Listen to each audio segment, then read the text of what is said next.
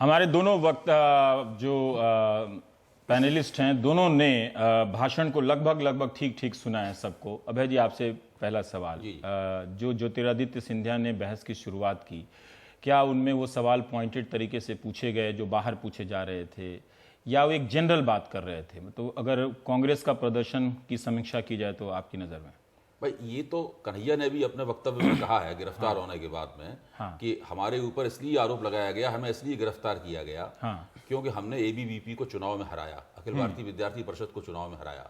वही बात आपके चैनल पे जो क्लिप आपने दिखाया उसमें माधव सिंधिया साहब कहते हुए नजर आ रहे हैं। मेरा कहना यह है कि कांग्रेस के नेताओं ने जितने भी वहां भाषण दिए, अगर उन सभी भाषणों को आप एक साथ देखें तो आप पाएंगे कि वो काफी बिखरे हुए थे। उसके मुकाबले भारतीय जनता पार्टी के पक्ष से जो बातें कही गई, वो बातें, उनका अपना जो भी स्टैंड है, उनका अपना जो भी दृष्टिकोण है, उस दृष्टिकोण को ज्यादा ठोस तरीके से, वो ज्यादा व्यवस्थित तरीके से वो व्यक्त करती थी बातें। आपने अभी कहा कि पीडीपी ने दुर्भाग्य से इस बहस में भाग ही नहीं लिया। मैं तो ये पूछूंगा, पीडीपी से हम ये सवाल क्यों पूछें? हमें तो ये सवाल राहुल गांधी से पूछना चाहिए, वो क्यों नहीं कि उन्होंने इस बहस में भाग क्यों नहीं लिया। हम सुबह उन्होंने यही कहा था कि सरकार बोलने नहीं दे। हम ज्योतिरादित्य सिंधिया का भाषण हमें सुनने को मिला, बेहतर होता कि हमें राहुल गांधी का भाषण सुनने को मिलता, उसके बाद मल्लिकार्जुन खड़गे का भाषण भी सुनने को मिलता। ज्योतिरादित्य भी अच्छे वक्ता हैं, वो भी अच्छा ही बोले अगर वक्तृत्व की दृष्टि से देखा जाए, लेकिन इसमें राहुल गांधी को यहां पर आकर अपनी बात कहनी चाहिए थी, क्योंकि वो वेबुला की आत्महत्या के ऊपर भी गए थे और वो जवाहरलाल नेहरू विश्वविद्यालय भी गए, वो दोनों जगह गए और इस पूरे विवाद में उनका नाम केंद्रीय रूप से जुड़ा हुआ है। उनके ऊपर भारतीय जनता पार्टी के तमाम प्रवक्ताओं ने लगातार हमले भी किए हैं और राहुल गांधी ने उसकी सफाई भी दी है, अपना बचाव भी दिया है। तो कांग्रेस ने जब अपना मुख्य योद्धा ही नहीं लड़ाई में उतारा, इसी से आप उस मानसिकता का पता लगा सकते हैं कि कांग्रेस अभी भी ठीक से नरेंद्र मोदी की सरकार का मुकाबला कर पाने की स्थिति में नहीं आई है।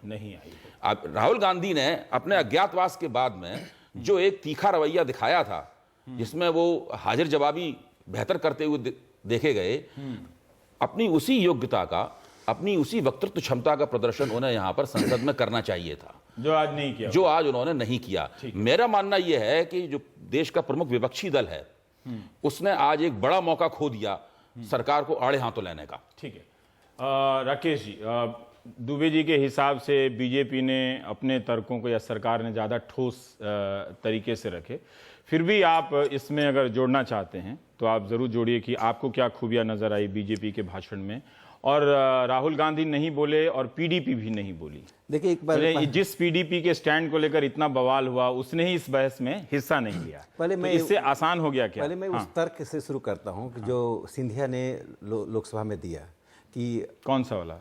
कन्हैया को इसलिए गिरफ्तार किया गया कि उसने एबीवीपी को हराया। जो लोग जवाहरलाल नेहरू विश्वविद्यालय को जानते हैं, जब से इस विश्वविद्यालय में चुनाव हो रहा है, विद्यार्थी परिषद सिर्फ एक बार चुनाव जीती है।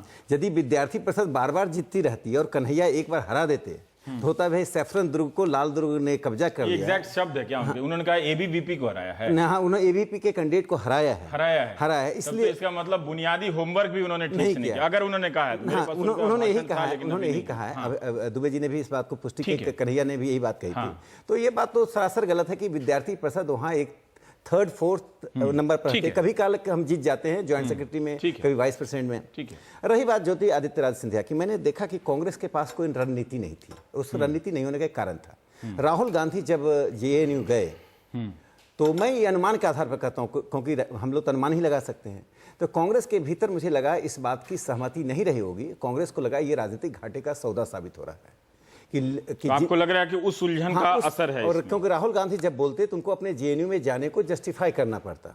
उनसे ये सवाल पूछा जाता कि आप जिन लोगों के साथ खड़े थे, जो लोग उनका आपके साथ थे, जिनके साथ आप सॉलिडिटी दिखा रहे थे, उनमें वे छात्र भी थे जो ये पोस्टर लगाने वाले थे, जो भारत विरोधी नारा लगाने वाले के समर्थक भी थे। तो राहुल गांधी उसका जवाब नहीं दे सकते थे। राहुल गांधी ने अपनी बौद्धिकता का परिचय दिया, अपने को कटघरे में खड़ा होने से बचाकर राजनीतिकता का परिचय नहीं दिया उन्होंने इसमें। पर अभय जी, जो राकेश, मैं रोक रहा हूं, राकेश ने जो अभी कहा, अमित शाह ने भी कहा कि आप देशद्रोहियों के साथ खड़े नजर आते हैं।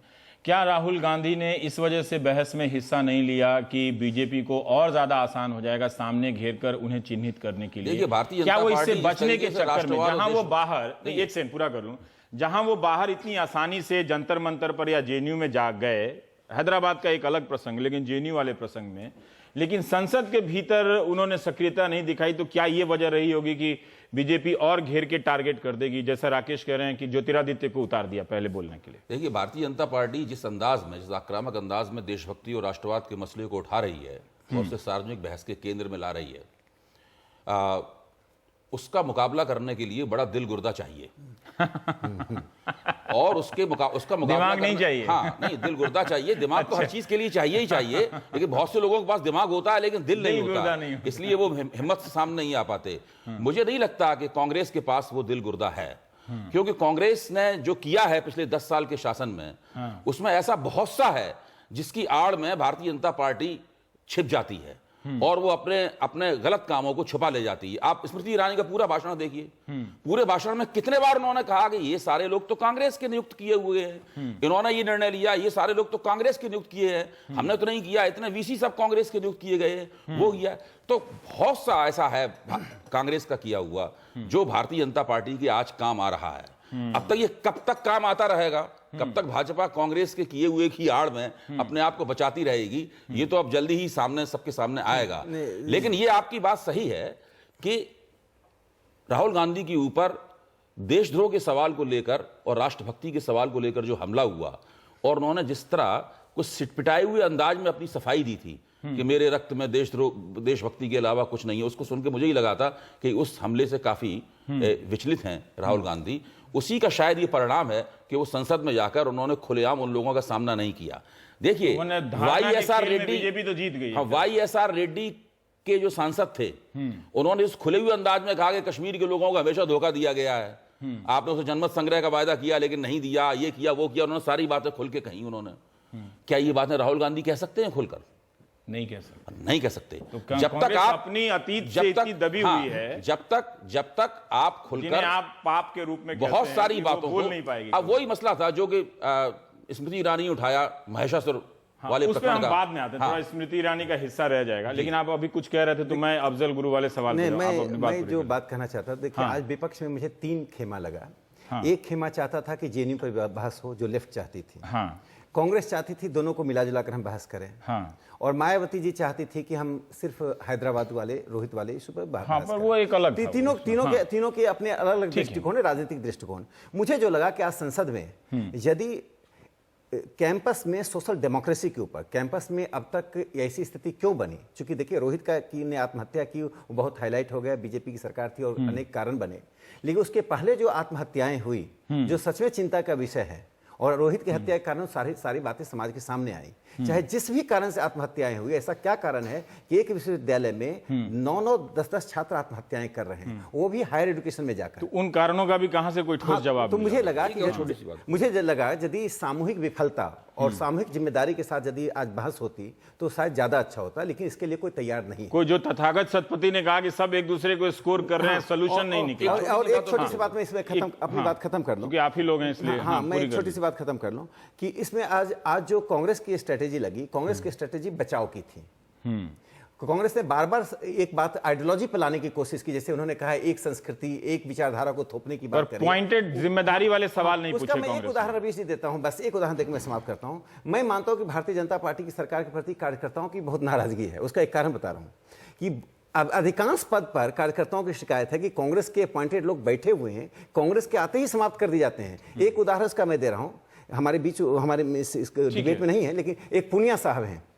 पुनिया साहब का मैंने मुद्दा उठाया लेकिन पार्टी ने आज तक नहीं उठाया। पुनिया साहब national commission for schedule caste के चेयरमैन हैं, एक संवैधानिक पद है, होना खराब बात नहीं, उसको हटा नहीं सकती है चूंकि फिक्स टेन्योर होता है, लेकिन वो कांग्रेस के प्रवक्ता बनकर भी आते हैं। सरकार द्वारा अपॉइंटेड पद पर होते हुए भी, संवैधानिक पद पर होते हुए भी कांग्रेस के घोषित प्रवक्ता के रूप में टीवी चैनल पर आकर सरकार पर हमला बोलते हैं। यदि पार्टी फांसीवादी तरीके से काम करती तो पुनिया साहब को एम्बैरस करके किसी भी तरह से हटाया जा सकता उनका टेन्योर फिक्स होगा। लेकिन मैंने क्या कहा, मतलब वो सरकार आप नहीं हटा सकते। सरकार अगर हटाना चाहे, सरकार अगर तय कर ले, अगर सरकार ने इतने सारे राज्यपाल हटाए, वो अगर हटा सकते तो पुनिया साहब को हटा सकते। लोकपाल की संस्थाओं, वो बात सही है कि उस पद पे बैठ के प्रवक्ता का काम क्यों कर रहे हैं, लेकिन ये चूंकि हम लोग बहस का विश्लेषण कर रहे हैं तो एक मुद्दे की तरफ आपका ध्यान खींचना चाहता हूं कि ऐसा लग रहा था मुझे इस बहस को सुनते हुए हाँ। कि ऐसे रोहित वेमुला का मामला सामाजिक न्याय का मामला हो, हाँ, और जवाहरलाल नेहरू विश्वविद्यालय का मसला राष्ट्रवाद का मसला हो। जबकि ये मैं इन विपक्ष ने ऐसा दिया ना, हाँ बीजेपी नहीं, को मैं थाली लेकिन में मैं रख इन के। दोनों मसलों को इस तरह से अलग अलग करके नहीं देखता हूं, और विपक्ष इन दोनों मसलों को जोड़ पाने में भी नाकाम रहा।